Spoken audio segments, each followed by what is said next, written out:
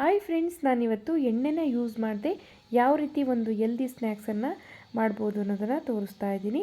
ರಾತ್ರಿಯೇ ಕಾಳುಗಳನ್ನು ನೆನೆಸಿಟ್ಕೊಳ್ಬೇಕು. ನಾನಿಲ್ಲಿ ಮಡಿಕೆ ಕಾಳು ತೊಗೊಂಡಿದ್ದೀನಿ, ಹಾಗೆ ಹುರುಳಿ ಕಾಳು ಮತ್ತು ಹೆಸರು ಕಾಳು ಹಾಗೆ ಕಡಲೆಕಾಳನ್ನು ತೊಗೊಂಡಿದ್ದೀನಿ. ಎಲ್ಲ ಒಂದೊಂದು ಕಪ್ಪನ್ನು ರಾತ್ರಿಯೇ ನೆನೆಸಿ ಇಟ್ಕೊಳ್ಬೇಕು. ಹಾಗೆ ಶೇಂಗಾ ಬೀಜ ಮಾತ್ರ ನೆನೆಸಬಾರ್ದು. ಒಂದು 2 ಕಪ್ನಷ್ಟು ಶೇಂಗಾ ಬೀಜ ತೊಗೊಂಡಿದ್ದೀನಿ. ಫಸ್ಟ್ ನಾವಿಲ್ಲಿ ಖಾರಕ್ಕೆ ರೆಡಿ ಮಾಡ್ಕೊಳ್ಬೇಕಲ್ಲ, ಹಾಗಾಗಿ ಹುಣಸೆಹಣ್ಣು, ಬೆಳ್ಳುಳ್ಳಿ, ಒಣಮೆಣಸಿನ್ಕಾಯಿ, ಜೀರಿಗೆ ಹಾಗೆ ಮೆಂತ್ಯ, 1 ಕಪ್ ಮೊಸರು, ಉಪ್ಪು ಮತ್ತು ಅರಿಶಿಣ ಇಷ್ಟು ತೊಗೊಂಡ್ರೆ ಸಾಕಾಗುತ್ತೆ.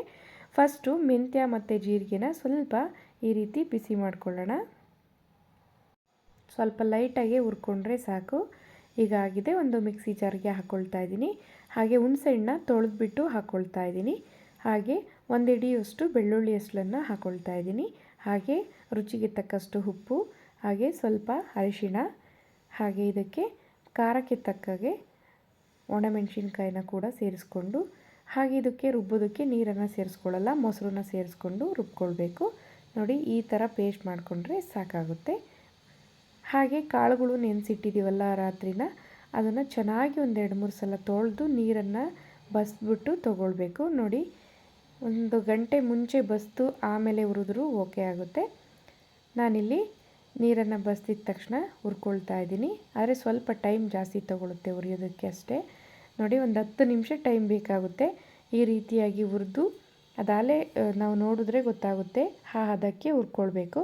ನೋಡಿ, ಈ ರೀತಿ ಖಾರನ ಹಾಕ್ಬಿಟ್ಟು ಬೇರೆ ಸಪ್ರೇಟ್ ಒಂದು ಬೇಸನ್ಗೆ ಹಾಕ್ಕೊಂಡು ಈ ರೀತಿ ಖಾರನ ಹಚ್ಕೊಳ್ಬೇಕು.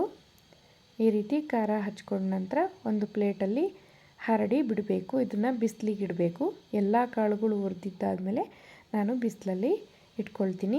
ಇದೇ ರೀತಿ ನಾವು ಎಲ್ಲ ಕಾಳುಗಳನ್ನು ಅದೇ ರೀತಿ ಹುರ್ಕೊಳ್ಬೇಕಾಗುತ್ತೆ. ನೆಕ್ಸ್ಟು ಕಡಲೆಕಾಳನ್ನು ಹುರ್ಕೊಂಡು ಖಾರ ಹಚ್ಕೊಳ್ತಾ ಇದ್ದೀನಿ.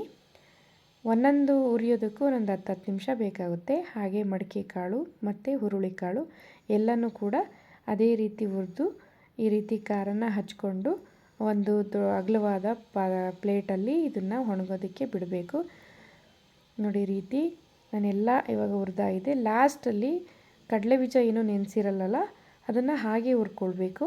ಅದನ್ನು ಹಾಗೆ ಹುರ್ಕೊಂಡು ಅದಕ್ಕೂ ಕೂಡ ಖಾರ ಹಚ್ಚಿ ಹಾಗೆ ನಾವು ಏನರಲ್ಲಿ ಹುರಿದಿರ್ತೀವಲ್ಲ ಹಾಗೆ ಅದರಲ್ಲೇ ಬಿಟ್ಟರೂ ಕೂಡ ಸ್ವಲ್ಪ ಚೆನ್ನಾಗಿ ಕ್ರಿಸ್ಪಿಯಾಗಿ ಆಗುತ್ತೆ. ಈ ರೀತಿ ಹಚ್ಕೊಂಡು ಲಾಸ್ಟಲ್ಲಿ ಕಡಲೆ ಬೀಜನ ಹುರ್ಕೊಳ್ತಾ ಇದ್ದೀನಿ. ನೋಡಿ, ಅದಕ್ಕೂ ಕೂಡ ಖಾರ ಹಚ್ಚಿ ಅದನ್ನು ಕೂಡ ಒಣಗಾಕಬೇಕು. ಈಗ ಎಲ್ಲ ಆಗಿದೆ. ಬಿಸಿಲಿನಲ್ಲಿ ನಾನು 1 ದಿನ ಒಣಗಿಸಿ ತೊಗೊಂಬಂದಿದ್ದೀನಿ. ನೋಡಿ ಎಷ್ಟು ಚೆನ್ನಾಗಿದೆ ಅಂತ. ಚೆನ್ನಾಗಿ ಒಣಗಿದೆ ಕೂಡ. ಟೇಸ್ಟ್ ಅಂತೂ ತುಂಬಾ ಚೆನ್ನಾಗಿದೆ. ಎಣ್ಣೆ ಏನೂ ಯೂಸ್ ಮಾಡಿಲ್ಲ. ಆರೋಗ್ಯಕ್ಕಂತೂ ತುಂಬಾ ಚೆನ್ನಾಗಿರುತ್ತೆ. ಇದೇ ರೀತಿ ನೀವು ಯಾವ ರೀತಿ ಮಾಡೋದು ಅನ್ನೋದನ್ನು ಕಮೆಂಟಲ್ಲಿ ತಿಳಿಸಿ. ಹಾಗೆ ಇನ್ನೂ ನಮ್ಮ ಚಾನಲ್ಗೆ ಯಾರೆಲ್ಲ ಸಬ್ಸ್ಕ್ರೈಬ್ ಆಗಿಲ್ಲ ಅಂದರೆ ಸಬ್ಸ್ಕ್ರೈಬ್ ಆಗಿ. Thank you.